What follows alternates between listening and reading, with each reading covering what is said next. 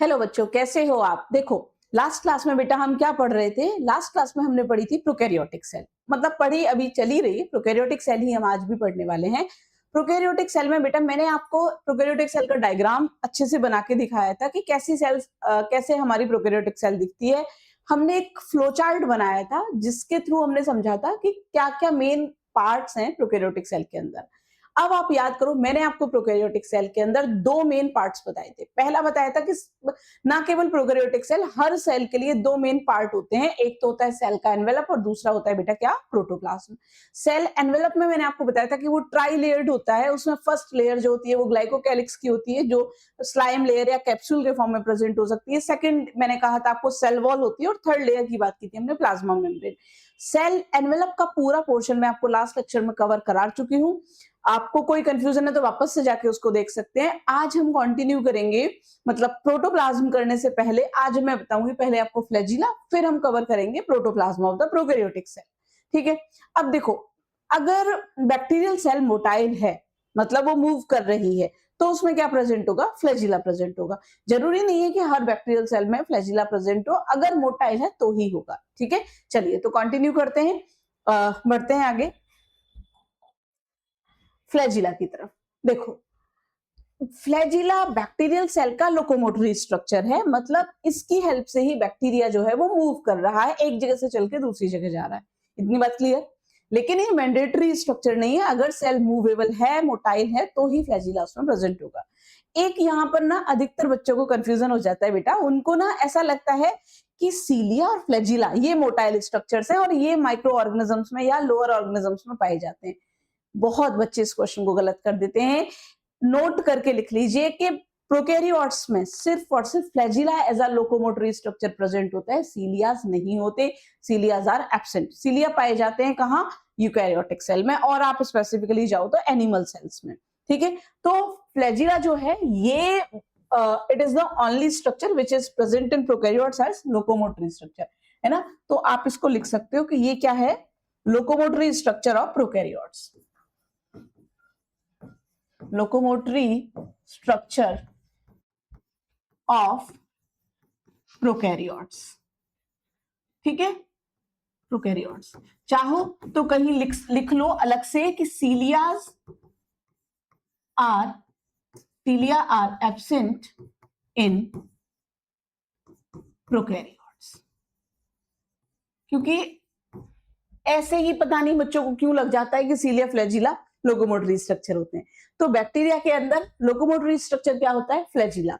ये कब प्रेजेंट होगा? When cell is motile. तो मुझे शायद लिखने की जरूरत नहीं है, आप समझ पा रहे हैं कि अगर सेल मोटाइल है तो ही उसमें क्या प्रेजेंट होगा? फ्लैजिला प्रेजेंट होगा। अब देखो, नेक्स्ट है कि जो फ्लैजिला है ना, एक और इंपॉर्टेंट मैं आपको यहाँ क्वेश्चन लिखवाती हूँ। एक इंपॉर्टेंट क्वेश्चन लिखेंगे। प्रोकैरियोटिक में सेल में भी देखो, सीलिया की कहानी अलग हो गई कि सीलिया तो प्रोकैरियोट्स में है ही नहीं, लेकिन फ्लैजिला प्रोकैरियोटिक सेल में भी मिल रहा है बेटा, यूकैरियोटिक सेल में भी मिल रहा है। तो एक यहाँ क्वेश्चन बन जाता है बड़ा इंपॉर्टेंट सा कि मैम प्रोकैरियोटिक सेल और यूकैरियोटिक सेल के फ्लैजिला में अंतर क्या होता है? और ये एक बहुत इंपॉर्टेंट क्वेश्चन है, पूछा गया है। आप इसको मार्क करके लिख लीजिए कि यूकैरियोटिक और प्रोकैरियोटिक फ्लैजिला में मेन डिफरेंस होता है कि जो यूकैरियोटिक फ्लैजिला होता है वो ट्यूबुलिन नाम की प्रोटीन से मिलकर बना होता है। उसमें माइक्रोट्यूब्यूल्स मिलते हैं। आप एनसीईआरटी जिन बच्चों ने ऑलरेडी 11-12 पास कर रखा है, ड्रॉपर बच्चे, उनको बहुत अच्छे से पता है कि हम पढ़ेंगे आगे इस चैप्टर में 9+0 अरेंजमेंट पढ़ाऊंगी, 9+2 अरेंजमेंट पढ़ाऊंगी, तो हम पढ़ेंगे माइक्रोट्यूब्यूल्स का अरेंजमेंट बेसल बॉडी में, सीलिया में, है ना, ये सब फ्लैजिला में, ये सब पढ़ते हैं हम। लेकिन प्रोकैरियोट्स के अंदर तो ट्यूबुलिन प्रोटीन नहीं होती, माइक्रोट्यूब्यूल्स नहीं होते। तो प्रोकैरियोटिक फ्लैजिला जो होता है वो ट्यूबुलिन प्रोटीन से मिलकर नहीं बना होता है, बल्कि बड़ा आसान सा नाम है प्रोटीन का, आसान सी प्रोटीन है, फ्लैजिलिन प्रोटीन से मिलकर बना होता है। फ्लैजिला, फ्लैजिलिन, फ्लैजिलिन, फ्लैजिला, याद हो गया? ठीक है, तो फ्लैजिला में एक इंपॉर्टेंट पॉइंट लिख लीजिए कि जो प्रोकैरियोटिक फ्लैजिला है, ठीक है, बेटा मैं प्रोकैरियोट्स को और यूकैरियोट्स को ना शॉर्ट में पीके ई के लिख देती हूँ, है ना? तो पीके, चलो पूरा ही लिख लेते हैं। पता नहीं क्यों मेरा मन नहीं मानता कि आगे चल के आप कंफ्यूज ना हो जाओ कि ये क्या है पीके। ठीक है, तो prokaryotic flagella is made up of लिखिए फ्लैजिलिन प्रोटीन। आप साथ साथ क्वेश्चंस भी लगाओ तो आपको लगेगा कि हाँ मैम आप जो बोलते हो बिल्कुल सही बोलते हो। जहां जहां आप बोलते हो कि क्वेश्चन है, इंपॉर्टेंट क्वेश्चन है, पीवाईक्यू है, हमें एग्जैक्ट वही क्वेश्चंस मिलते हैं। प्रोकैरियोटिक फ्लैजिला किससे मिलके बना है? Made up of flagellin protein, while eukaryotic या फ्लैजिला इन यूकैरियोट्स करके भी लिख सकते हो, flagella in eukaryotes made up of tubulin protein. तो while eukaryotic flagella is made up of tubulin protein. ठीक है बेटा, याद हो गया? ट्यूबुलिन प्रोटीन, ट्यूबुलिन प्रोटीन जो होती है ये यूकैरियोट्स में मिलती है, जबकि फ्लैजिलिन प्रोटीन जो होती है वो प्रोकैरियोट्स में मिलती है। ठीक है, एक इंपॉर्टेंट क्वेश्चन हो गया हमारा ये। नेक्स्ट, ये जो फ्लैजिला है ऑब्वियसली लोकोमोटरी स्ट्रक्चर, लोकोमोशन में मदद करेगा, प्रेजेंट होगा मोटाइल बैक्टीरिया, मैंडेटरी स्ट्रक्चर बिल्कुल भी नहीं है।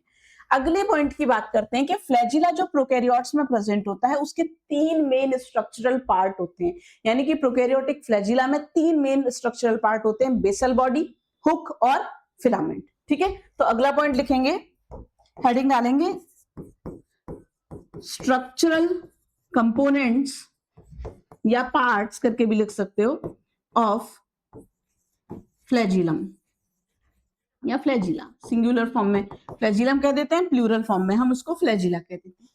तो स्ट्रक्चरल कंपोनेंट ऑफ फ्लैजिलम में 3 हैं। First is basal body, second is hook and main part जो तीसरा है दैट इज फिलामेंट।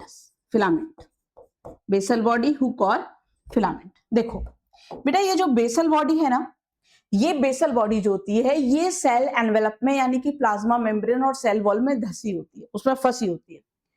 और जो मेन फ्लैजिला में आपको लॉन्ग ट्यूबुलर स्ट्रक्चर जो दिखाई दे रहा है वो क्या है? फिलामेंट। मैंने प्रोकैरियोटिक सेल का जहां डायग्राम बनवाया था आप उसमें जाके देखिए, मैंने तीनों चीजें मेंशन की है, बेसल बॉडी भी दिखाई है, हुक भी दिखाया है और फिलामेंट भी दिखाया है। अभी हम ड्रॉ करके भी देखने वाले हैं। ठीक है, तो बेसल बॉडी, हुक और फिलामेंट, ये 3 मेन पार्ट होंगे। बेसल बॉडी सेल एनवेलप के अंदर होगी, जबकि फिलामेंट बाहर से निकलता हुआ आपको थ्रेड लाइक फिलामेंटस स्ट्रक्चर दिखाई देगा, और हुक जो होता है वो बेसल बॉडी और फिलामेंट को कनेक्ट करता है। इतनी बात क्लियर?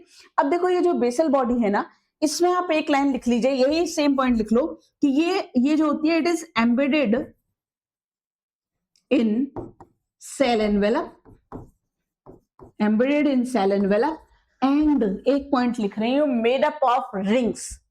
अब वो रिंग्स जो है ना वो क्या है, अभी मैं डायग्राम से समझाने वाली हूं। तो it is embedded in cell envelope and made up of, बेटा मैं मेड अप को हर बार MYO करके लिख रही हूं, मेड अप ऑफ रिंग्स। ठीक है, रिंग से मिलके, प्रोटीनेसिस रिंग से मिलके बना होता है। हुक जो होता है ये बेसल बॉडी और फिलामेंट को कनेक्ट करता है, तो it connects basal body, it connects basal body with filament.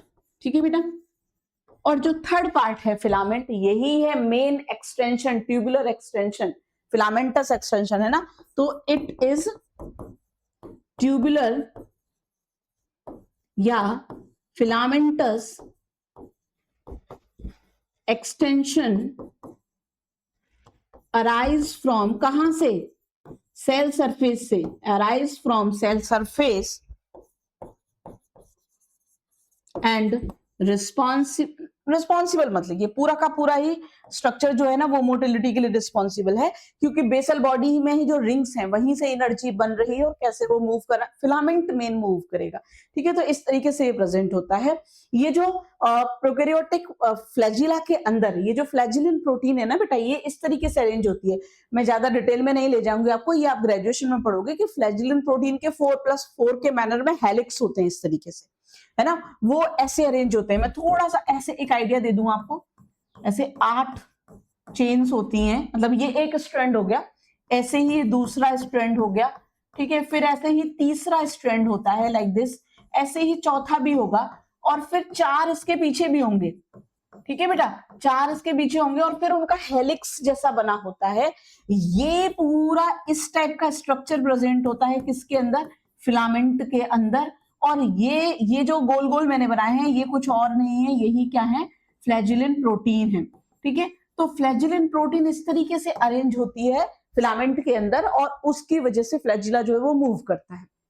तो अभी तक हमने देखा कि फ्लैजिला मेन लोकोमोटरी स्ट्रक्चर है, प्रेजेंट होगा मोटाइल बैक्टीरिया के अंदर, मैंडेटरी स्ट्रक्चर बिल्कुल भी नहीं है। फ्लैजिला जो है वो फ्लैजिलिन प्रोटीन से मिलकर बना होता है और उसमें 3 मेन पार्ट होते हैं, बेसल बॉडी, हुक और फिलामेंट। ठीक है, अब आगे मूव करते हैं स्ट्रक्चर ऑफ फ्लैजिला की तरफ।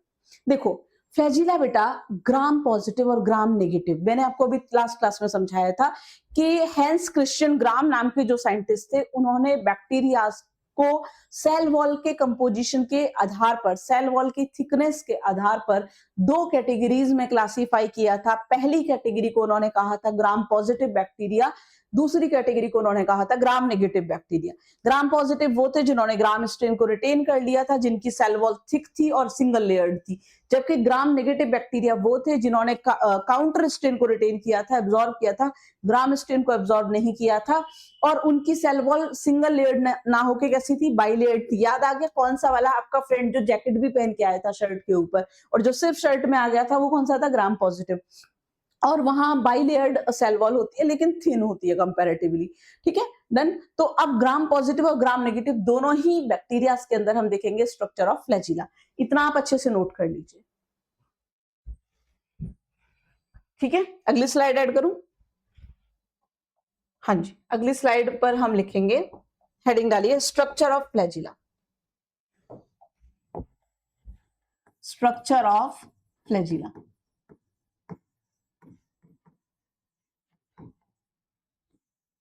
देखो बेटा मैं यहां लिख रही हूं ग्राम नेगेटिव बैक्टीरिया।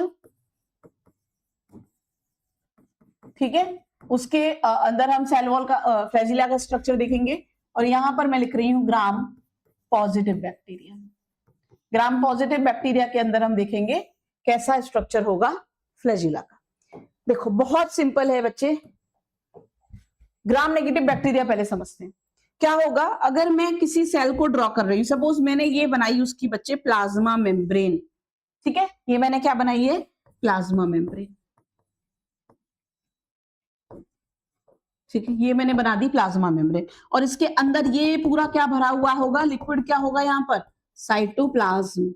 क्लियर है, कोई कंफ्यूजन नहीं है, ये है साइटोप्लाज्म। प्लाज्मा मेम्ब्रेन के ऊपर क्या प्रेजेंट होने वाली है बेटा, सेल वॉल। तो सेल वॉल और प्लाज्मा मेम्ब्रेन ऐसे सटी हुई नहीं होती है, थोड़ा स्पेस होता है बीच में। तो मैंने यहां पर ये बना दिया क्या, suppose cell wall, this is cell wall, ये है सेल वॉल, कोई दिक्कत नहीं, सेल वॉल। आप इसके ऊपर एलपीएस की जो लेयर है, ग्लाइकोकैलिक्स की जो लेयर है, वो बनाना चाहो बना लो, नहीं भी बनाओगे तो चलेगा। मेन जो पार्ट है वो हमारा सेल वॉल ही है। अब क्या होता है बेटा, इस सेल वॉल के अंदर ही रिंग्स जो होती है ना वो अरेंज होती हैं सेल वॉल और प्लाज्मा मेम्ब्रेन के अंदर। मैंने आपको बताया फ्लैजिला में 3 पार्ट है, बेसल बॉडी, हुक और filament. Basal body cell envelope के अंदर, यही तो सेल एनवेलप है ना, इसके अंदर फंसी होती है। अच्छा एक चीज और, ये जो प्लाज्मा मेम्ब्रेन और सेल वॉल के बीच का स्पेस है ना बेटा, ये दिस स्पेस, इसको हम क्या देते हैं, पेरीप्लाज्मिक स्पेस, है ना, पेरीप्लाज्मिक स्पेस। बेटा एक काम करती हूं, मैं इस लेबलिंग को ना इधर लिख रही हूं। क्यों लिख रही हूं इधर, अभी आपको समझ में आ जाएगा, ताकि मैं इधर रिंग्स के लेबलिंग जो है वो अच्छे से कर सकूं। तो ये है हमारी क्या, दिस इज सेल वॉल, वापस से हम इधर लिख लेते हैं, ये है सेल वॉल, ये है periplasmic space, this is periplasmic space जो सेल मेम्ब्रेन और सेल वॉल के बीच में प्रेजेंट होता है, और ये है सेल मेम्ब्रेन या you can write plasma membrane. और प्लाज्मा मेम्ब्रेन के अंदर भरा हुआ है बेटा क्या, साइटोप्लाज्म। अब देखो इस सेल एनवेलप के अंदर ही क्या धसी हुई होगी, हमारी बेसल बॉडी। बेसल बॉडी में मैंने अभी अभी लिखा कि वो किससे मिलके बनी है, रिंग से मिलके बनी है। अब इंपॉर्टेंट पॉइंट समझो, ग्राम इंपॉर्टेंट पॉइंट है और एक इंपॉर्टेंट क्वेश्चन है, जहां भी मैं नोट करके लिखती हूँ स्टार लगाती हूँ, समझ लो वो डायरेक्ट क्वेश्चन है। ग्राम नेगेटिव बैक्टीरिया की जो बेसल बॉडी है इसमें 4 रिंग्स मिलती हैं। कितनी, 4। कौन सी, L ring, P ring, S ring और एम रिंग। बहुत आसान है याद रखना। सीक्वेंस मैं आपको याद करने का 1-2 तरीके बताऊंगी। पहला तरीका तो यही है, हमें पता है ग्लाइकोकैलिक्स के भी ऊपर क्या आता है, लाइपोपॉलीसैकेराइड की एक मेम्ब्रेन प्रेजेंट होती है जिसे हम ग्लाइकोकैलिक्स कहते हैं, है ना। पॉलीसेकेराइड्स की। तो बेसिकली पॉलीसेकेराइड्स एलपीएस ऐसे याद रख सकते हो, लाइपोपॉलीसेकेराइड एलपीएस कहते हैं ना शॉर्ट में। हम और भी तरीके बताऊंगी। देखो ये जो सेल एनवेलप है, यहीं पर पहली रिंग फंसी हुई होगी, जिस रिंग का नाम होता है L ring. This ring is L ring. ठीक है, इसीलिए बेटा मैंने इधर से सेल मेम्ब्रेन और प्लाज्मा मेम्ब्रेन को हटा दिया था। दूसरी रिंग यही सेल वॉल के अंदर ऐसे प्रेजेंट होगी इसके नीचे, इसे हम कह देंगे P ring, L ring, P ring. फिर तीसरे नंबर पर यहां प्रेजेंट होती है एस रिंग, और लास्ट में यहां पर प्रेजेंट होती है एम रिंग, एम रिंग। फिर इसके आसपास प्रोटीन भी होती हैं स्पेशल टाइप की, बट हम उनकी बात नहीं कर रहे हैं। ये 4 रिंग्स प्रेजेंट हैं बेसल बॉडी में, और इन रिंग्स के बीच में एक स्ट्रक्चर और पाया जाता है जो इनको होल्ड करके रखता है। नो डाउट वो स्ट्रक्चर प्लाज्मा मेम्ब्रेन और सेल वॉल के अंदर भी जा रहा होगा, बट हमें विजिबल नहीं है। मैं डॉट डॉट से रिप्रेजेंट कर देती हूँ ताकि आप समझ जाओ कि वो पूरे में है, लेकिन क्योंकि सामने से जब हम देखेंगे तो हमें वो स्ट्रक्चर नहीं दिखाई देगा, हमें सिर्फ पेरिप्लाज्मिक स्पेस के बीच में ही वो स्ट्रक्चर दिखाई देगा, एंड दैट इज रॉड। वो रॉड जो है वो रिंग्स को होल्ड करके रख रही है। ये जो कंप्लीट स्ट्रक्चर मैंने बनाया है बेटा, दिस कंप्लीट स्ट्रक्चर, ये पूरा जो स्ट्रक्चर है रिंग्स और रॉड वाला, this structure is called basal body. जो किसमें फंसा हुआ है बेसल बॉडी, यहां से लेके यहां तक, जो किसमें फंसा हुआ है, सेल एनवेलप में। अब सेकंड पार्ट आ जाता है फ्लैजिला का, हुक, और तीसरा पार्ट आएगा फिर फिलामेंट। हुक को बेटा आप बिल्कुल ऐसे समझ के चलो कि मान लो मुझे ना एक पाइप, जिसे आपने देखा होगा घर में या स्कूल में, कहीं पर भी, लाइब्रेरी कहीं भी देखा होगा आपने, जैसे लाइक आपने अपने स्कूल में या कहीं कहीं भी जो फायर एक्सटिंग्विशर के पाइप्स होते हैं ना, उनसे सबने वो कहीं ना कहीं ऑब्जर्व किए होते हैं, वो ऐसे स्ट्रेट जाके फिर ऐसे 90 डिग्री पर बेंड हो रहे हैं। या आप कोई भी पाइप इमेजिन कर लो घर में जो इस तरीके से डले हुए हैं, चाहे वो पानी की पाइपलाइन है, बिजली के हैं, कोई भी पाइप है, उसको अगर आपको एक 90 डिग्री पर ऐसे बेंड करना है किसी भी पाइप को, तो बीच में क्या लगाया जाता है, हुक लगाया जाता है। याद आ गया? मतलब अगर कोई पाइप ऐसे है और हमें अब अगला कनेक्शन इधर ले जाना है, नीचे की तरफ उस पाइप को लेके जाना है, या ऊपर की तरफ भी ले जाना, बेसिकली 90 डिग्री पर, तो बीच में क्या लगाया जाता है, प्लास्टिक का इस टाइप का स्ट्रक्चर आता है, वो फंसाया जाता है, जिससे क्या कह देते हैं, हुक। सेम बात है, जब ये बेसल बॉडी सेल एनवेलप में फंसी हुई है और मुझे इस तरीके से एक और फिलामेंटस स्ट्रक्चर इधर लगाना है, तो बीच में कनेक्टिंग लिंक जोड़ा जाता है, या जोड़ा है नेचर ने, उसे हम क्या कह देते हैं, हुक कह देते हैं। आई बात समझ में बेटा? ठीक है, तो हुक क्या है, क्लियर हुआ? हुक बस कनेक्ट करेगा। तो इधर से बेसल बॉडी से ही निकलता है लाइक दिस, ऐसे छोटा सा स्ट्रक्चर, जिसे हम क्या कह देंगे, हुक। ये है हुक, और इस हुक में से ही निकला होता है आगे कॉन्टिन्यूएशन में फ्लैजिलम, या नॉट फ्लैजिलम, फिलामेंट। ये क्या हो गया, फिलामेंट, जिसके अंदर पूरी की पूरी क्या भरी हुई है, फ्लैजिलिन प्रोटीन्स भरी हुई है। ऐसे ये पूरी फ्लैजिलिन प्रोटीन है, लाइक दिस, ऐसे ये पूरा। तो ये जो कंप्लीट स्ट्रक्चर है, जो मेन मूवमेंट के लिए रिस्पॉन्सिबल है, जिसे हम क्या कह देंगे, फिलामेंट। आई बात समझ में? तो ये हो गया structure of flagellum in gram negative bacteria. Main बात क्या याद रखनी है कि यहां पर जो बेसल बॉडी है, बेसल बॉडी पजेस कितनी रिंग्स, बोलो जल्दी, 4 रिंग्स। कितनी रिंग्स, 4 रिंग्स, है ना, 4 रिंग्स, जो कौन सी हैं, that is L, P, S and M. ठीक है बेटा, ये बात हो गई किसकी, structure of flagella in gram negative bacteria. अब जरा जल्दी से बना देते हैं structure of flagella in gram positive bacteria. बेटा ग्राम पॉजिटिव बैक्टीरिया जो होता है ना, उसकी सेल वॉल बाइलेयर्ड नहीं होती, सिंगल लेयर्ड होती है, तो वहां पर केवल और केवल 2 ही रिंग्स पाई जाती हैं। वहां ये एलपी एसएम रिंग्स ही मिलेंगी, एल और पी रिंग्स नहीं मिलती है। ठीक है, तो यहां पर क्या होता है, ये है सपोज प्लाज्मा मेम्ब्रेन, ठीक है, ये है प्लाज्मा मेम्ब्रेन, और ये पेरिप्लाज्मिक स्पेस, और ये है suppose cell wall, and this is periplasmic space. यहां पर प्रेजेंट होती है बेसल बॉडी, और बेसल बॉडी में सिर्फ 2 ही रिंग्स होंगी। ठीक है, और यहां पर फिर वही सेम रॉड लाइक स्ट्रक्चर होता है, वो रॉड अंदर से भी जा रही होगी। ये है एस रिंग, और ये है एम रिंग, ठीक है। इसके बाद इधर प्रेजेंट होगा क्या, हुक, और इसी में से निकला होगा क्या, filament. This is hook and this part is filament. तो हम यहां लिख सकते हैं कि ग्राम पॉजिटिव बैक्टीरिया में क्या होता है, दूसरे कलर से मैं लिख देती हूं। ग्राम पॉजिटिव बैक्टीरिया में लिख लीजिए, जो बेसल बॉडी है, basal body possess only two rings, कौन सी, दैट इज कौन सी हैं, एस एंड एम रिंग, ठीक है बेटा। इसके साथ ही फ्लैजिलम आपका कंप्लीट हुआ, ठीक है। तो हमने प्रोकैरियोटिक सेल का सेल एनवेलप में ग्लाइकोकैलिक्स पढ़ लिया, हमने सेल वॉल पढ़ ली, प्लाज्मा मेम्ब्रेन पढ़ ली, प्लाज्मा मेम्ब्रेन की मॉडिफिकेशंस पढ़ लिए, मीजोसोम, पिलाई, फिम्ब्राई, ये सब पढ़ लिया।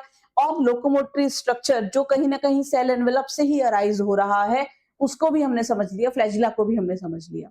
अब नेक्स्ट पार्ट जो बनता है सेल का, वो है प्रोटोप्लाज्म ऑफ द सेल, यानी कि अब हम बात करेंगे सेल के साइटोप्लाज्म की और जेनेटिक मटेरियल की, ठीक है बेटा। आगे बढ़े, इतना नोट कर लीजिए, आप अच्छे से ड्रॉ कर लीजिए इसको, क्लियर। आगे मूव करते हैं, नेक्स्ट स्लाइड में ऐड कर रही हूं, नेक्स्ट हेडिंग डालेंगे प्रोटोप्लाज्म ऑफ द सेल।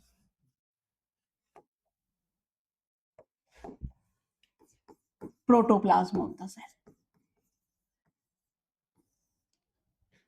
देखो ये जो प्रोटोप्लाज्म है, इसमें क्या प्रेजेंट होगा, इट कंसिस्ट ऑफ, क्या क्या प्रेजेंट है, या इट इज कंपोज्ड ऑफ कर भी लिख सकते हो, साइटोप्लाज्म एंड जेनेटिक मटेरियल।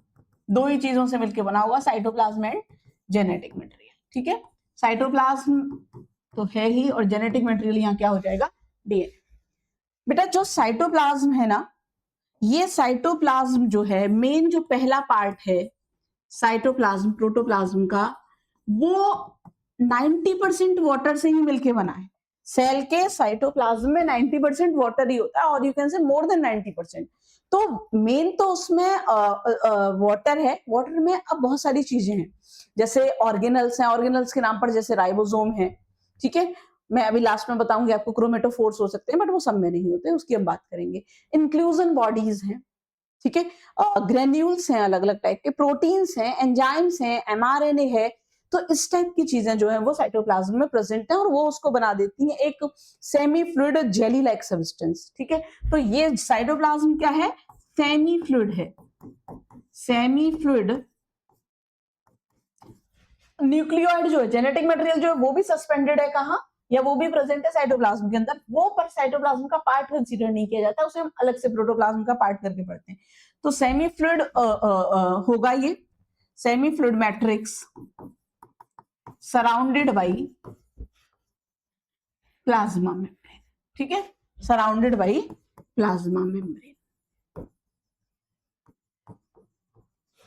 और ये जो साइटोप्लाज्म है, इसमें क्या होगा, इट possess, इसमें क्या क्या प्रेजेंट होगा, ribosomes, protein factory of the cell, मैंने लिखवाया था फर्स्ट क्लास में कि ये एक ऑर्गेनली है जो प्रॉपर ऑर्गेनली है, और प्रेजेंट होता है कहां, प्रोकैरियोट्स में। राइबोसोम्स होंगे, राइबोसोम की एक और दूसरी फॉर्म होती है पॉलीसोम या पॉलीराइबोसोम्स, वो प्रेजेंट होंगे, पॉलीसोम्स होंगे। एमआरएनए हो सकता है, प्रोटीन्स हो सकते हैं, एंजाइम्स हो सकते हैं, ठीक है, एंजाइम्स हो सकते हैं, सेल इंक्लूजन्स हो सकते हैं, होंगे ही, हो सकते हैं नहीं, होंगे ही, ये सब प्रेजेंट होगा। और ये जो साइटोप्लाज्म है ना, इससे बड़ी एक इंपॉर्टेंट लाइन बनती है, एक क्वेश्चन बनता है, पीवाईक्यू है कि साइटोप्लाज्मा एक्ट एज, एनसीईआरटी की डायरेक्ट लाइन है, पढ़ना, main arena for metabolic activities, cytoplasmic activities. तो एरिया नहीं कहा है, एरिया जैसा ही वर्ड है यहाँ पर, बट मेन एरेना कहा गया है क्योंकि वो खुद भी इन्वॉल्व होता है रिएक्शंस में। तो साइटोप्लाज्म जो है, एरिया तो बस वो एक प्लेटफॉर्म हो गया, वहां कोई एक्टिविटी हो रही है, बट साइटोप्लाज्म क्योंकि खुद भी इन्वॉल्व होता है, तो उसके लिए वर्ड यूज हुआ है एरेना, ठीक है। तो ये एक इंपॉर्टेंट पॉइंट है, इसको मैं कलर चेंज करके लिख रही हूं, it act as main arena for cellular activities या फॉर सेल्यूलर मेटाबॉलिज्म, ठीक है, या एक्टिविटीज भी लिख सकते हो बेटा, कि सेल्यूलर एक्टिविटीज के लिए ये मेन एरेना की तरह काम करेगा, साइटोप्लाज्म। ठीक है, अब हम बात करेंगे एक एक करके साइटोप्लाज्म के अंदर जो चीजें प्रेजेंट है उनकी। सबसे पहले बात करेंगे राइबोसोम्स की। डन, इतना नोट कर लीजिए, आगे बढ़ते हैं। चलिए राइबोसोम्स की बात करते हैं। राइबोसोम्स जो हैं उन्हें और क्या कह देते हैं बेटा, पढ़ के आए हो ना छोटी क्लासेस में। मैम किसको नहीं पता, protein factory of the cell, आ गया ना दिमाग में।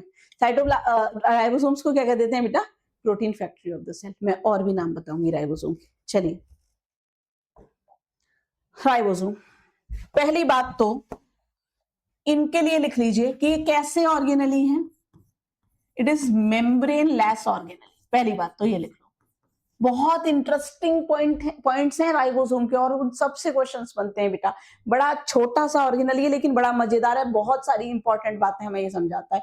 क्यों? क्योंकि सेल में बहुत जिम्मेदारी वाला काम कर रहा है, प्रोटीन बना रहा है। कोई मजाक नहीं है, प्रोटीन बहुत बड़ा पार्ट है सेल के लिए, है ना। तो मेम्ब्रेन लेस ऑर्गेनली है, पहला पॉइंट। ठीक है, दूसरा लिखिए, मेम्ब्रेन लेस ऑर्गेनली है, स्मॉलेस्ट ऑर्गेनली। इसमें तो एक दो यही ऑर्गेनल्स मिलते हैं, लेकिन फिर भी मैं लिख देती हूँ। ऑर्गेनल ऑफ सेल, साइज लिख लीजिए। देखो ये जो साइज है ना बेटा, ये अप्रोक्सीमेट साइज होता है। इन जनरल हम 15 से 20 नैनोमीटर साइज कह देते हैं राइबोसोम्स का, बट यूजुअली 20 नैनोमीटर के आसपास आपको हर जगह डेटा मिलेगा। तो लेकिन स्टैंडर्ड साइज जो हमें एनसीईआरटी वाला फॉलो करना है वो फॉलो करना है 15 से 20 नैनोमीटर, ये इसका साइज होता है अप्रोक्सीमेटली। राइबोसोम्स के बारे में अब लिखते हैं इंपॉर्टेंट पॉइंट, डायरेक्ट लाइंस। पहला लिखिए, they are also known as protein factory of the cell. They are also known as protein factory of cell. ये तो बिल्कुल अच्छे से रटा हुआ है ना हमें पुरानी क्लास, छोटी क्लासेस से। क्यों? क्योंकि काम क्या होता है, बिकॉज इसका फंक्शन भी मैं यही साइड में लिख दे रही हूँ। फंक्शन क्या है इसका, प्रोटीन सिंथेसिस, प्रोटीन बनाता है। ठीक है, प्रोटीन सिंथेसिस। क्या कह दे रहे हैं बेटा इसको हम, protein factory of the cell. Protein factory of the cell, highlight कर लो इसको, protein factory of the cell. ठीक है, दूसरा पॉइंट, इसको protein factory of the cell तो कहते ही हैं। It is also known as, बेटा मैं नोन एज को ना ऐसे के वाई ए करके लिख दिया, नोन एज पैलेडे पार्टिकल्स। पैलेडे पार्टिकल्स क्यों कहते हैं बच्चे इसको पैलेडे पार्टिकल्स? हम क्यों कहते हैं पैलेडे पार्टिकल्स? नाम से ही समझ में आ रहा है, because they were discovered by George Palade. ठीक है, तो डिस्कवरी इनकी जॉर्ज पैलेडे ने की थी, उसके बेसिस पर इन्हें हम पैलेडे पार्टिकल्स कह देते हैं। रीजन लिख लीजिए क्यों, because discovered by George Palade. Done, अगला point, they are also known as ribonucleoproteinaceous particles. Ma'am ये क्या कह दिया आपने, ये तो सुना ही नहीं हमने, अभी सुनो। और ये एनसीईआरटी के ही पॉइंट्स हैं सब। राइबोन्यूक्लियोप्रोटीनेसियस पार्टिकल्स, राइबोन्यूक्लियोप्रोटीनेसियस पार्टिकल्स, क्या मतलब है बेटा इसका? देखो अभी समझ में आ जाएगा क्या मतलब है इसका। जरा अपने मन में जल्दी से आरएनए की फुल फॉर्म याद कीजिए। आरएनए, डीएनए आरएनए याद है ना, राइबोन्यूक्लिक एसिड, याद आ गया, राइबोन्यूक्लिक एसिड। अब जरा इसको पढ़ो, दे आर कॉल्ड राइबोन्यूक्लियो, बस एसिड ही तो नहीं लगा रही हूं मैं, राइबोन्यूक्लियो प्रोटीनेसियस, मतलब they are made up of, हाँ जी कंप्लीट कर पा रहे हो मेरा sentence, they are made up of RNA plus proteins. आ गई बेटा बात समझ में, आरएनए प्लस प्रोटीन्स। अच्छा जरा मुझे बताओगे कौन सा आरएनए प्रेजेंट होता है यहाँ पर? RNA, ribosomal RNA. हमें पता है ना आरएनए की भी अलग अलग टाइप होते हैं, आरआरएनए, एमआरएनए, टीआरएनए, एसएनआरएनए, एचएनआरएनए, होते हैं कि नहीं? तो ये सब पढ़ेंगे हम, सब हमें पढ़ना है। तो आरआरएनए में भी कौन सा आरआरएनए, आरआरएनए, राइबोसोमल आरएनए। जिन बच्चों को नहीं समझ में आया मैम ये क्या है और हमने से स्मॉल से क्यों लिखा है और ये बिल्कुल नहीं समझ में आ रहा, आरएनए तो पता सुना था बट आरआरएनए क्या होता है, एमआरएनए आपने क्या क्या बोल दिया, एसएनआरएनए, एचएनआरएनए, कुछ समझ नहीं आया, कोई बात नहीं, कोई बात नहीं, बिल्कुल चिंता नहीं करनी है, बिल्कुल घबराना नहीं है। अभी कल ही नीट का एग्जाम हम देने वाले नहीं है, हमारे पास पूरा 1 साल है, ठीक है, पूरा टाइम है हमारे पास। हम जैसे जैसे सिलेबस आगे बढ़ेगा, जहां जहां ये पॉइंट्स आएंगे वहां वहां इतनी अच्छी तरह से पढ़ लेंगे कि चीजें एकदम क्रिस्टल क्लियर हो जाएंगी। मैंने आपको सेल स्टार्ट करने का रीजन समझाया था कि हम क्यों सेल पहले पढ़ रहे हैं, क्योंकि आप देख रहे हो कि मैं जगह जगह सेल को रिलेट कर रही हूँ। कभी मैं बायोटेक्नोलॉजी में पहुंच जाती हूँ, कभी मैं किंगडम मोनेरा में पहुंच जाती हूँ, कभी मैं बायोमोलिक्यूल्स में पहुंच जाती हूँ, कभी फिजियोलॉजी में पहुंच जाती हूँ, कभी मॉलिक्यूलर बायोलॉजी में पहुंच गई, ठीक है। तो इस तरीके से क्योंकि सेल पूरा इंटरलिंक करता है पूरी बायोलॉजी को, इसीलिए बेटा हम सेल से स्टार्टिंग करते हैं, सेल पहले पढ़ते हैं। तो it is made up of rRNA, ribosomal RNA and proteins. Done, इतनी बात समझ में आई।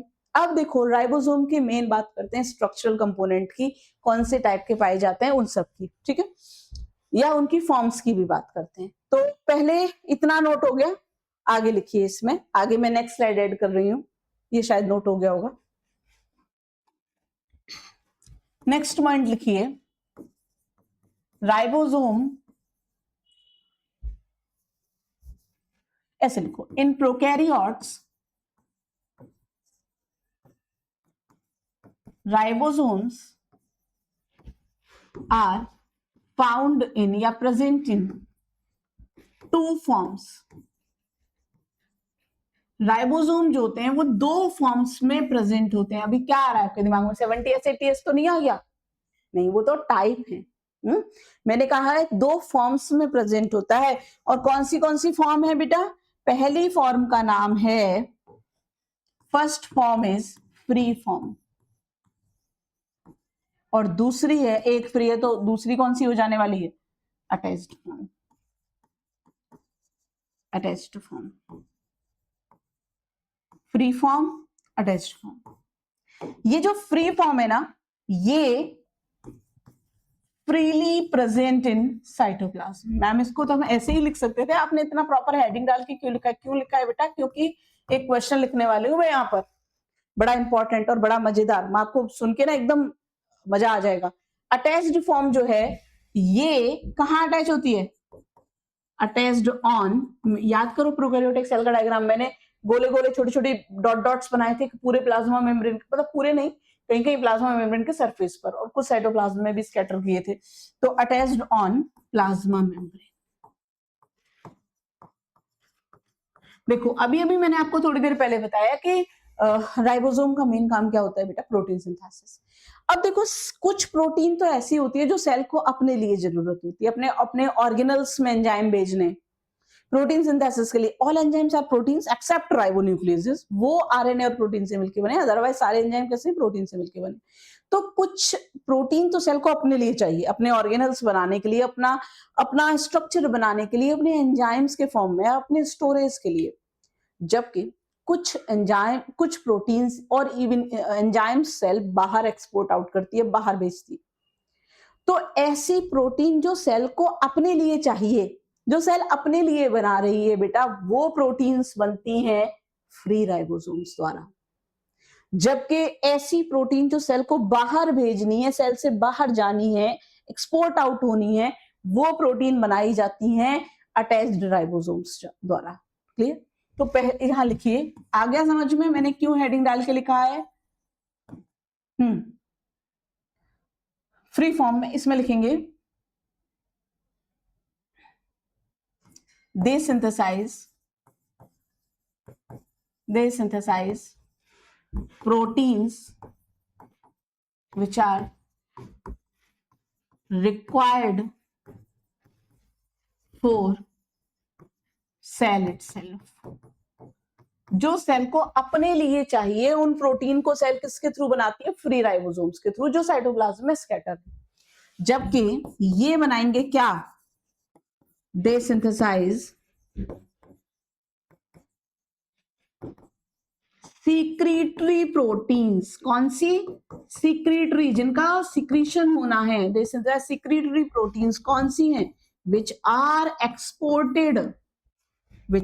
Exported out from the cell.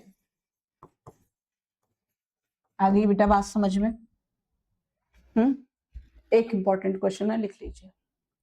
अब अगली पॉइंट की तरफ मूव करते हैं। प्रोकैरियोट्स में जो राइबोसोम मिल रहे हैं, सबको बहुत अच्छे से पता होगा और कहीं ना कहीं दिमाग में गूंज रहा होगा, मैम अभी तक इस पॉइंट पर आ क्यों नहीं रहे हो आप? 70s टाइप के राइबोसोम, ये तो आप लिख ही नहीं रहे और हमारे दिमाग में कब से घूम रहा है प्रोकैरियोट मतलब 70s राइबोसोम, यूकैरियोट मतलब 80s राइबोसोम। चलिए उसकी बात करते हैं। What is 70, what is S? उसके सब यूनिट 50 और 30 होते हुए भी 80 सम हो रहा है, लेकिन फिर भी हम 70s के सब यूनिट कैसे कह दे रहे हैं? इन सब चीजों के आंसर देखते हैं, ठीक है? ये नोट हो गया, आगे मूव करते हैं। हाँ जी, नेक्स्ट लिखेंगे 70s type of ribosomes. 70s type of ribosomes are present in prokaryotes. Clear? 70s type, ma'am ये तो पता है। What is 70? What is S?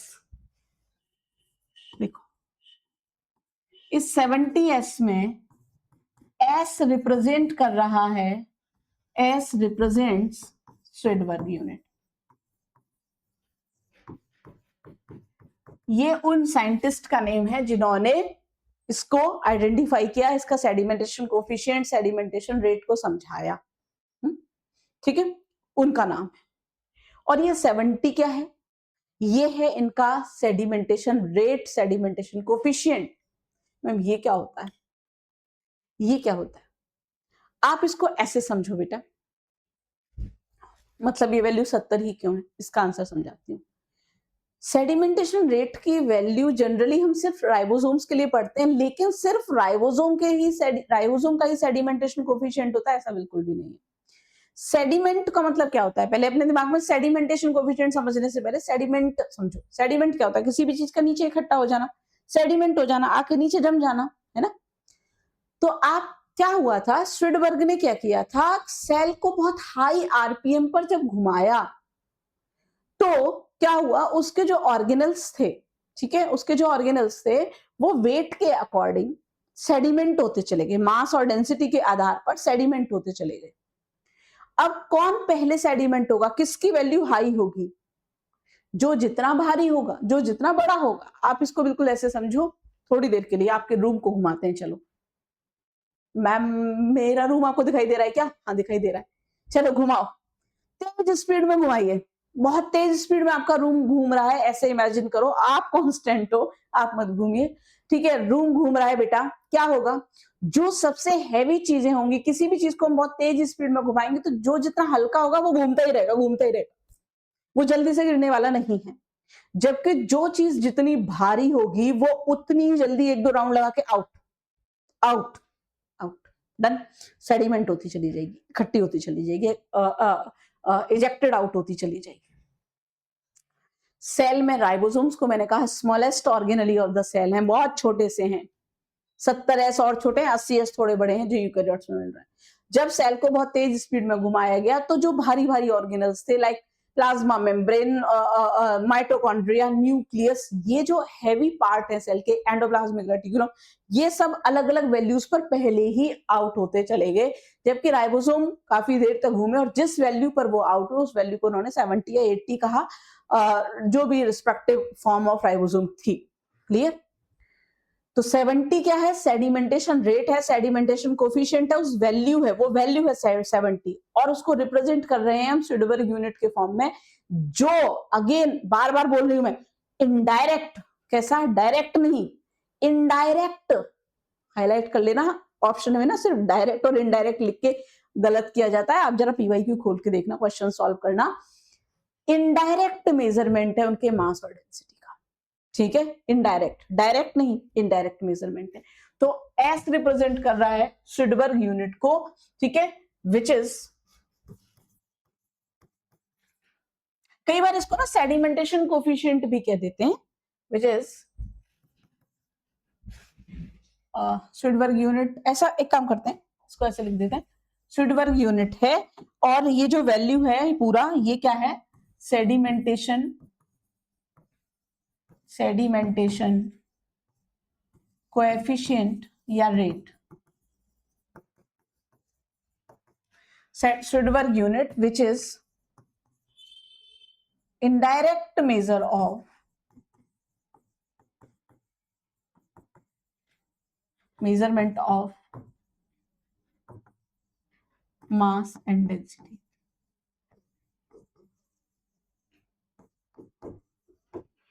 Clear?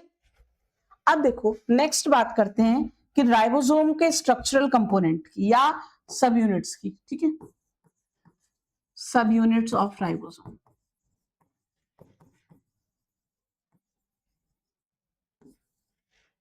बेटा राइबोसोम में ना दो सब यूनिट्स होती हैं, 2 सब यूनिट्स होती हैं। पहली होती है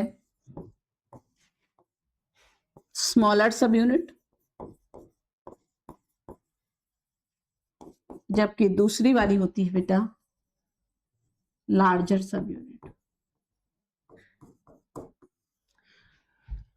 सपोज मैं बात कर रही हूं 70S टाइप के राइबोसोम की, क्योंकि हम प्रोकैरियोट पढ़ रहे हैं ना, तो प्रोकैरियोट्स में 70S राइबोसोम की स्मॉल सब यूनिट है 30S और लार्जर सब यूनिट है 50S।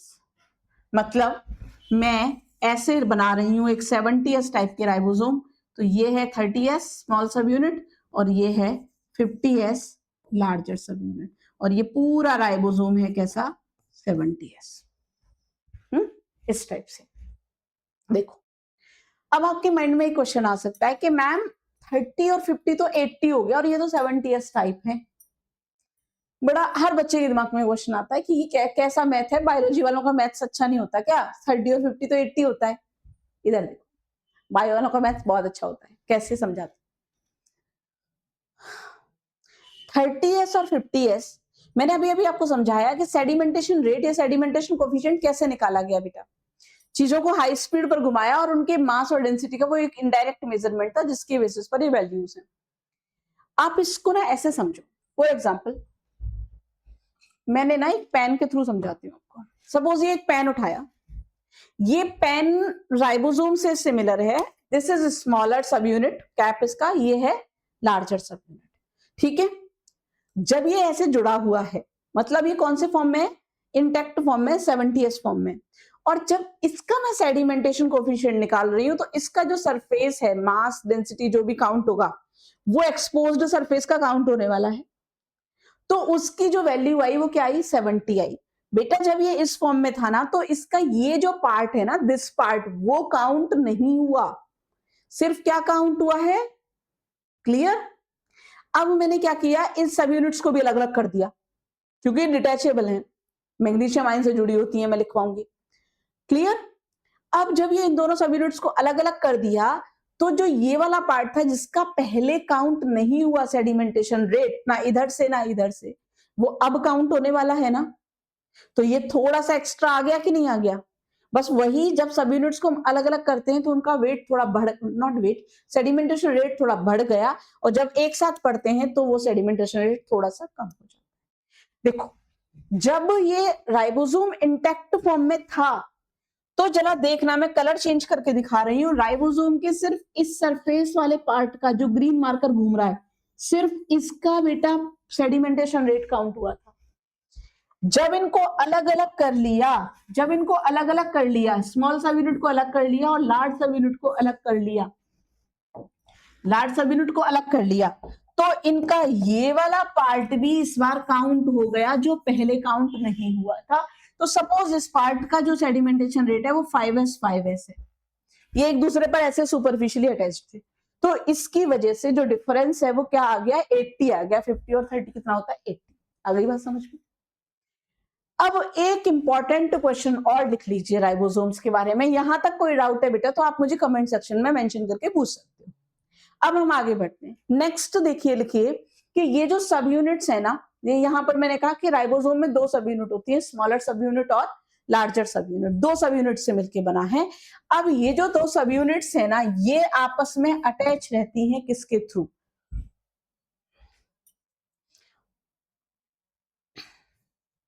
ये मिनिमाइज नहीं होगा, अपन अगली स्लाइड पर ऐड लिख देते हैं, ठीक है। मैं लिखना तो चाह रही हूं यही, चलो अगली स्लाइड पर लिख देते हैं, कोई कंजूसी नहीं करते, अगली स्लाइड पर लिख देते हैं।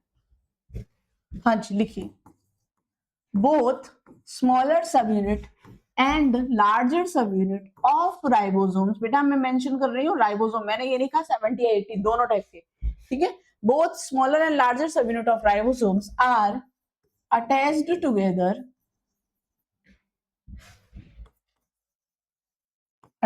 टुगेदर बाई, किससे? बाई, कौन कंप्लीट कर रहा है मेरा सेंटेंस? Magnesium ions. किससे? Magnesium ions. कौन सी कॉन्सेंट्रेशन पर? At 0.001 molar concentration. Clear? Ribosomes बेटा यहाँ कंप्लीट हुए। अगला पॉइंट है साइटोप्लाज्मिक स्ट्रक्चर्स के अंदर ही राइबोसोम के बाद पॉलीराइबोसोम। ये बात समझ में आ गई ना? दोनों सब यूनिट्स को कौन जोड़ रहा है, किस एलिमेंट की हेल्प से जुड़ रहे हैं? मैग्नीशियम। कितनी कॉन्सेंट्रेशन पर? 0.001 मोलर। इससे कम रह गई तो नहीं जुड़ेंगी, इससे ज्यादा कर दी तो कुछ ज्यादा ही जुड़ जाएंगी। ज्यादा जुड़ जाएंगी मतलब डाइमर्स बन जाते हैं। डाइमर क्या होता है? 270 जुड़ गए। क्लियर? इस टाइप का स्ट्रक्चर बन जाता है। आगे मूव करते हैं। नेक्स्ट साइटोप्लाज्मिक स्ट्रक्चर है पॉलीराइबोसोम्स, ठीक है। नेक्स्ट हेडिंग डालेंगे, राइबोसोम का ही कंटिन्यूएशन ही है वो, पॉलीराइबोसोम्स। हाँ जी बच्चे, हेडिंग डालिए पॉलीराइबोसोम्स, या इन्हीं को हम कह देते हैं पॉलीजोम्स। देखो एक लाइन में समझ में आ जाएगा व्हाट इज पॉलीजोम। ये है सपोज बेटा एमआरएनए। एमआरएनए मतलब मैसेंजर आरएनए। जिन्हें नहीं पता वो लिख लो, वैसे अधिकतर बच्चों को ही पता होगा। मैसेंजर आरएनए जो प्रोटीन सिंथेसिस के लिए रिस्पॉन्सिबल होता है ना, ट्रांसलेशन में हम पढ़ते हैं। एमआरएनए, जब एक स्ट्रेच ऑफ एमआरएनए पर, एक पीस ऑफ एमआरएनए पर 4 या 4 से ज्यादा, कितने? 4 या 4 से ज्यादा राइबोसोम्स अटैच होते हैं और वो एक सिंगल प्रोटीन की मल्टीपल कॉपीज बनाने के लिए रिस्पॉन्सिबल होता है, then that structure is called polysome or polyribosome. आगे समझ? मैं बना के दिखा देती हूँ लाइक दिस। ऐसा, ये एमआरएनए है और ये क्या है? अच्छा बेटा ये पॉलीराइबोसोम्स यूकैरियोट्स में नहीं मिलते, ठीक है, हमारे में नहीं मिलते। लिखेंगे when 4 or more ribosomes are attached together on a single piece of mRNA, then such structures are known as polysomes या पॉलीराइबोसोम्स, ठीक है। डन बेटा, पॉलीसोम्स कंप्लीट। अब मूव करते हैं प्रोकैरियोटिक सेल के साइटोप्लाज्म के छोटे से टॉपिक की तरफ, दैट इज इंक्लूजन बॉडीज। वो क्या है, ठीक है, इसको नोट कीजिए।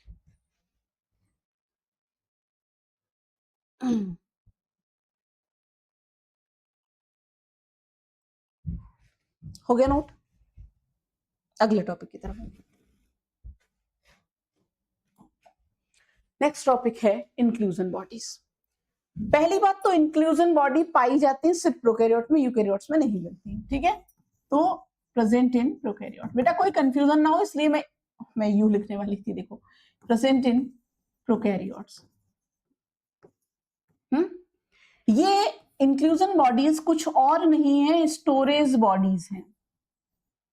अच्छा, और स्पेसिफिक करके लिख लो, नॉन लिविंग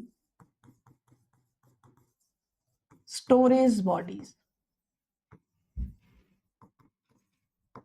ठीक है, ठीक है।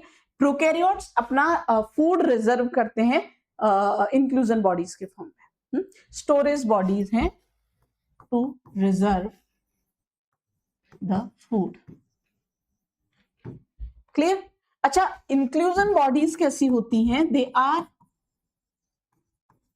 Usually membraneless. ठीक है, कैसी होती है? मेम्ब्रेनलेस स्ट्रक्चर्स, मेम्ब्रेनलेस होती है। फॉर एग्जाम्पल,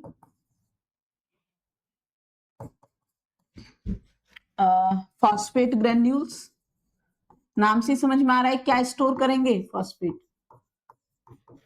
ठीक है। साइनोफाइसियन ग्रेन्यूल्स स्टार्च के स्टोरेज के लिए होते हैं,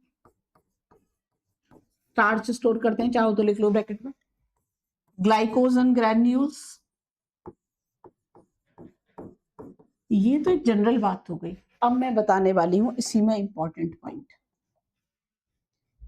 इंक्लूजन बॉडीज हमेशा मेम्ब्रेनलेस नहीं होते, तभी मैंने लिखा they are usually membraneless, not always.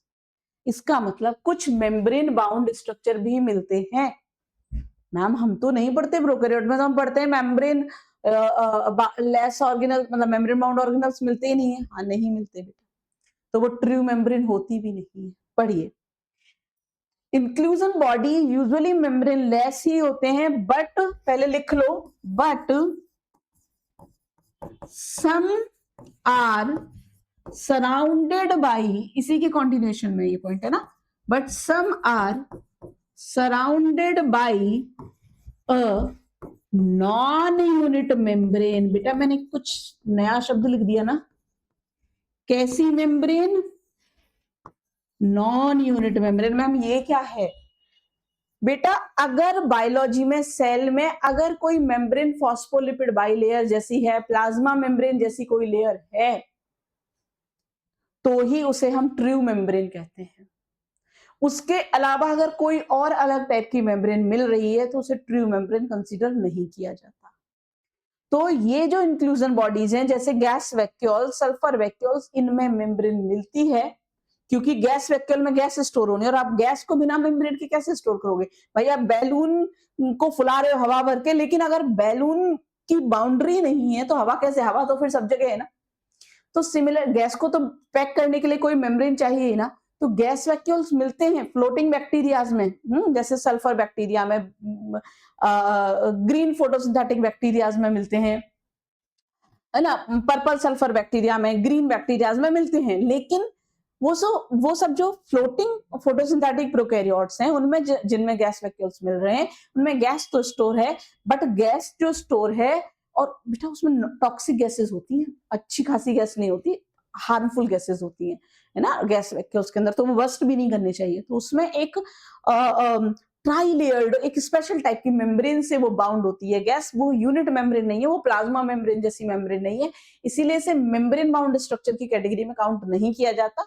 इसे एक स्पेशल टाइप में पढ़ते हैं, जो मैं इसलिए आपको अलग से लिखवा ही रही हूँ। ठीक है, तो some inclusion bodies are surrounded by a membrane, but that is not true membrane. कैसी होती है? वो नॉन यूनिट मेम्ब्रेन होती है। जैसे कि for example, some are surrounded by non unit membrane like gas vacuoles, sulfur vacuoles, और भी होते हैं poly beta hydroxy butylate vacuoles वगैरह, लेकिन सब नहीं पढ़ने। अपने का मेन इंपॉर्टेंट फोकस करना है गैस वैक्यूल। ठीक है, अब गैस वैक्यूल के बारे में ना बेटा एक पॉइंट और लिख लीजिए, जो इंपॉर्टेंट क्वेश्चन है लिखेंगे। ये जो गैस वैक्यूल्स है ना, देखो कुछ ऐसे होते हैं, जैसे मान लो ये गैस है, इस गैस को इस तरीके से एक ट्राई लेयर्ड, 1 लेयर हो गई, 2 लेयर हो गई, और फिर ये एक और तीसरी लेयर बना दो, ऐसे इस तरीके से ट्राई लेयर्ड स्ट्रक्चर ने सराउंड करके रखा होता है। और ये जो गैस भरी है ना, ये भी टॉक्सिक गैसेस होती है, ये अच्छी हार्मफुल गैसेस, मतलब अच्छी गैस नहीं होती, हार्मफुल गैसेस होती। तो gas vacuoles are present in floating prokaryotes.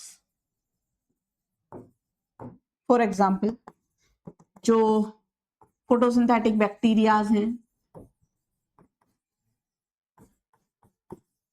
Bacteria like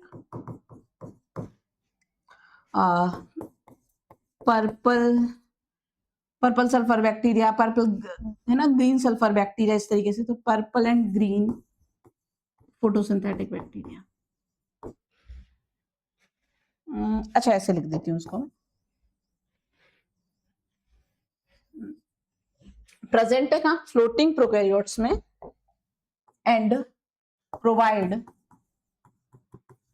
buoyancy to them. Buoyancy क्या होता है? तैरने में मदद करेगी ना, हल्का बना देगी। टू देम, एग्जाम्पल के तौर पर लिख लीजिए purple and green photosynthetic bacteria. ठीक है बेटा,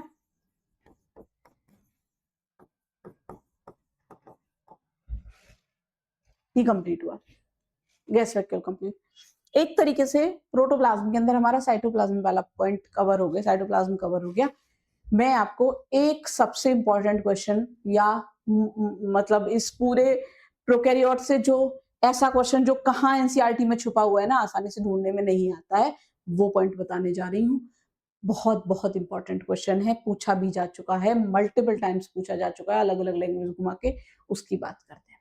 देखो, थोड़ा सा ना दिमाग आपका अब एक्सरसाइज करने वाला है बेटा। प्रोकैरियोट्स में मेम्ब्रेन बाउंड ऑर्गेनल्स नहीं मिलते, पहली बात। ऑर्गेनल के नाम पर ट्रू ऑर्गेनल ही एक ही मिल रहा है, दैट इज राइबोसोम। अभी मैंने गैस वैक्यूल्स की बात की, ये भी कोई मेम्ब्रेन ऑर्गेनल नहीं है, ये साइटोप्लाज्म में पड़े हुए नॉन लिविंग स्टोरेज बॉडीज हैं। मेम्ब्रेन से सराउंड हो सकते हैं, बट वो ट्रू मेम्ब्रेन नहीं है, वो नॉन यूनिट मेम्ब्रेन। क्लियर? हाँ जी। एक स्ट्रक्चर है जो प्रोकैरियोट्स में पाया जाता है और जो ट्रू मेम्ब्रेन से सराउंडेड होता है। तो क्या मैम वो मेम्ब्रेन बाउंड ऑर्गेनली की काउंट कैटेगरी में आ गया? वो ट्रू ऑर्गेनली की तरह बिहेव नहीं करता, बट हाँ एक मेम्ब्रेन बाउंड स्ट्रक्चर है, ट्रू मेम्ब्रेन बाउंड स्ट्रक्चर है। लेकिन क्योंकि वो हर प्रोकैरियोट में नहीं मिलेगा, हर बैक्टीरिया में नहीं मिलेगा, इसीलिए उसे प्रॉपर एज सच डिफरेंस करके या मेजर पॉइंट की तरह नहीं लिखते हैं। वो केवल और केवल पाया जाएगा फोटोसिंथेटिक बैक्टीरियाज में, फोटोसिंथेटिक प्रोकैरियोट्स में। क्या किसी के दिमाग में आ गया कि मैं क्या बताने वाली हूँ? अगर आ गया तो आप अपनी पीठ थपथपा सकते हो। क्या? क्रोमेटोफोर्स। याद आ गया? क्रोमेटोफोर्स। देखो बेटा, क्या होता है, ऐसे समझो। क्या बैक्टीरिया फोटोसिंथेसिस करते हैं? यस, सारे नहीं बट करते हैं। तो जो फोटोसिंथेटिक बैक्टीरिया हैं, अगर वो फोटोसिंथेसिस कर रहे हैं, उनमें फोटोसिंथेसिस हो रहा है, तो उनमें क्लोरोफिल होगा ना, लाइट का एब्जॉर्प्शन तो होगा, बैक्टीरिया क्लोरोफिल तो होगा। और क्लोरोफिल तो कहाँ पाया जाता है? ऐसी साइटोप्लाज्म में थोड़ी प्रेजेंट होगा मैम, क्लोरोप्लास्ट में। तो क्लोरोप्लास्ट तो यहाँ नहीं मिलने वाला बेटा, क्लोरोप्लास्ट में। अच्छा, क्लोरोप्लास्ट में भी कहाँ? स्ट्रोमा में? क्या नहीं, कहाँ? ग्रैनम में। ग्रैनम के अंदर भी कहाँ? थाइलाकॉइड में, लेमिली में, है ना, वहां पाया जाता है। तो जो ग्रैनम है थाइलाकॉइड से, उसमें प्रेजेंट है, और थाइलाकॉइड भी इवोल्यूशन के दौरान मेम्ब्रेन के एक्सटेंशन ही थे। तो सेम यहां भी प्लाज्मा मेम्ब्रेन के कुछ एक्सटेंशंस होते हैं जो प्लाज्मा मेम्ब्रेन से डिटैच होकर साइटोप्लाज्म में फ्लोट करते हैं, और उन स्ट्रक्चर्स में, उन मेम्ब्रेनस एक्सटेंशंस में एम्बेडेड रहता है फोटोसिंथेटिक पिगमेंट, यानी कि chlorophyll. And that those membranous extension which possess chlorophyll, photosynthetic pigment, are known as chromatophores, and they are responsible for photosynthesis in prokaryotes. आ गई बात समझ में? लिख लेते हैं। चलिए, इंपॉर्टेंट हाईलाइट करके लिख लो बेटा इसको। Very very important, very very important लिख लीजिए। In photosynthetic prokaryotes, photosynthetic prokaryotes में एग्जांपल अगेन वही हो गए, ब्लू ग्रीन एल्गी, है ना, cyanobacteria, purple sulphur bacteria, green sulphur bacteria, ये जो फोटोसिंथेसिस करते हैं उन्हीं की बात कर रही हूँ। In photosynthetic prokaryotes,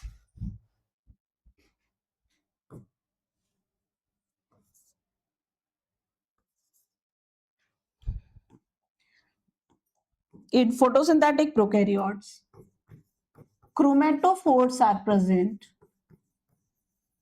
Chromatophores. In photosynthetic bacteria, chromatophores are present. हैं क्या chromatophores? Chromatophores are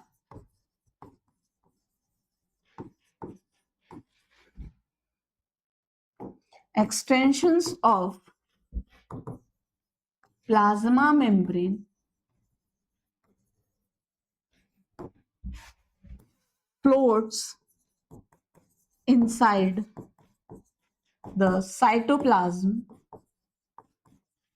and contains photosynthetic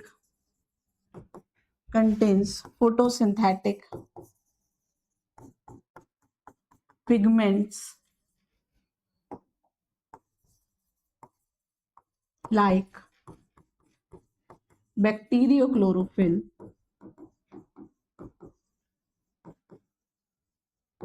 ठीक है,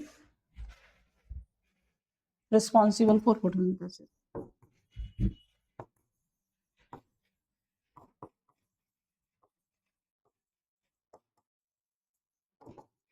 ठीक है बेटा, डन. इसके साथ ही कंप्लीट हुआ प्रोकैरियोटिक सेल के अंदर ये साइटोप्लाज्म वाला पार्ट. अब छोटा सा लास्ट टॉपिक और बचा है 5 मिनट का. वो टॉपिक है उनका जेनेटिक मटेरियल डीएनए. ठीक है, उसकी और बात कर लेते हैं. चलिए, नेक्स्ट टॉपिक है जेनेटिक मटेरियल. इसके साथ ही प्रोकैरियोटिक सेल बाइंड अप हो जाएगी. जेनेटिक मटेरियल के दो फॉर्म्स प्रेजेंट होती हैं. पहली जो फॉर्म है उसे कौन नहीं जानता? दैट इज कौन सी फॉर्म है बेटा? Genomic DNA.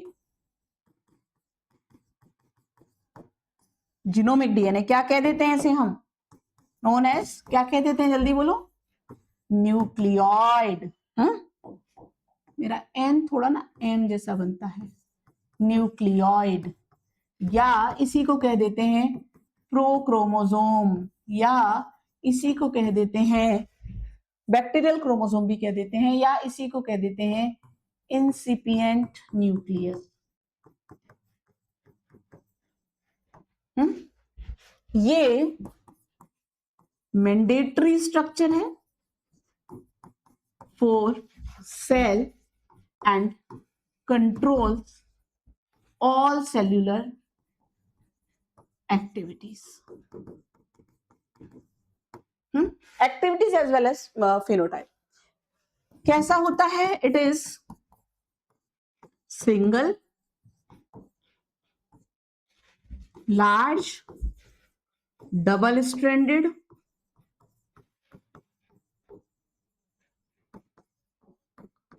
circular DNA present inside the cytoplasm. Then, मतलब ऐसे सपोज ये सेल है, ये बैक्टीरियल सेल, ये बैक्टीरियल सेल है, ये इसके अंदर भरा हुआ है लिक्विड क्या? साइटोप्लाज्म. और इसमें सारे ऑर्गेनल्स भी हैं बेटा. और इसके अंदर पाया जा रहा है इस तरीके का एक डबल स्ट्रैंडेड लार्ज डीएनए, जिसे हमने कह दिया क्या? न्यूक्लियोइड. ये नहीं सराउंडेड है किसी मेम्ब्रेन से, यही है primitive kind of genetic material. इसके कारण ही कहला रही है प्रोकैरियोटिक सेल. ठीक है, किसी मेम्ब्रेन से सराउंड नहीं है यूकैरियोटिक न्यूक्लियस की तरह. मेन जेनेटिक मटेरियल है, मैंडेटरी स्ट्रक्चर है, यही सब कुछ कवर कर रहा है. मतलब मेन जेनेटिक मटेरियल है ये, main genetic material for sale. ठीक है, यही सब कुछ कंट्रोल कर रहा है. ये हो गया बात किसकी? न्यूक्लियोइड की. इसमें सारे इंपॉर्टेंट जीन होंगे. अब एक और फॉर्म में जेनेटिक मटेरियल जो है वो प्रोकैरियोट्स में पाया जाता है. ये हो गया जीनोमिक डीएनए. दूसरी स्ट्रक्चरल फॉर्म है बेटा, दूसरी स्ट्रक्चरल फॉर्म है डीएनए की, जेनेटिक मटेरियल की. उसका नाम क्या हो जाएगा? जरा हम पीछे देख लेते हैं, मैंने क्या लिखा है? ए. तो उसको कह देंगे हम क्या? बी. इसको कह देंगे बी। हाँ जी, दूसरा होता है प्लाज्मिड डीएनए। प्लाज्मिड डीएनए, ये जो प्लाज्मिड डीएनए है ये भी स्मॉल डबल स्ट्रैंडेड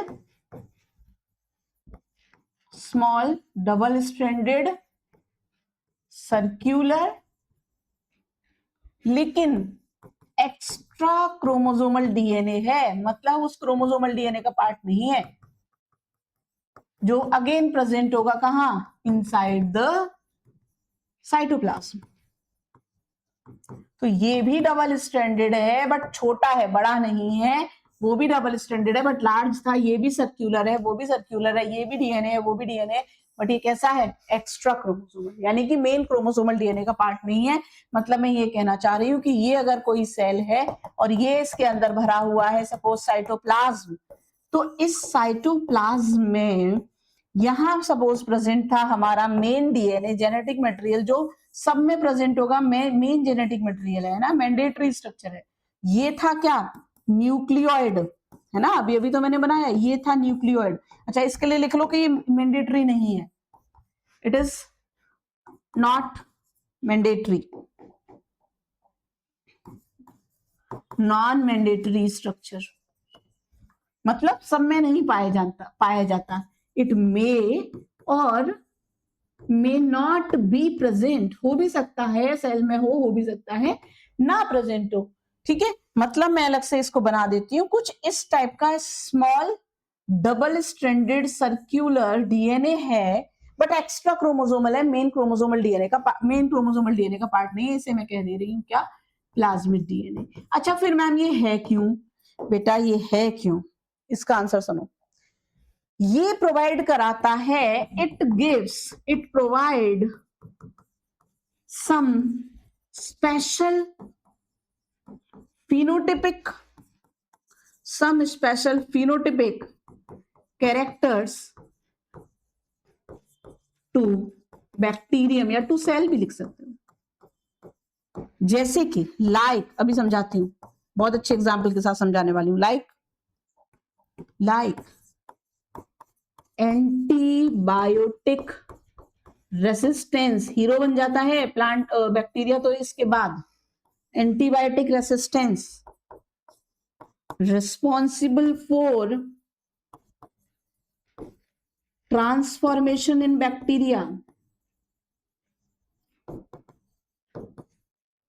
अब क्या मतलब इन दोनों पॉइंट्स के, समझो क्या मतलब है, समझो।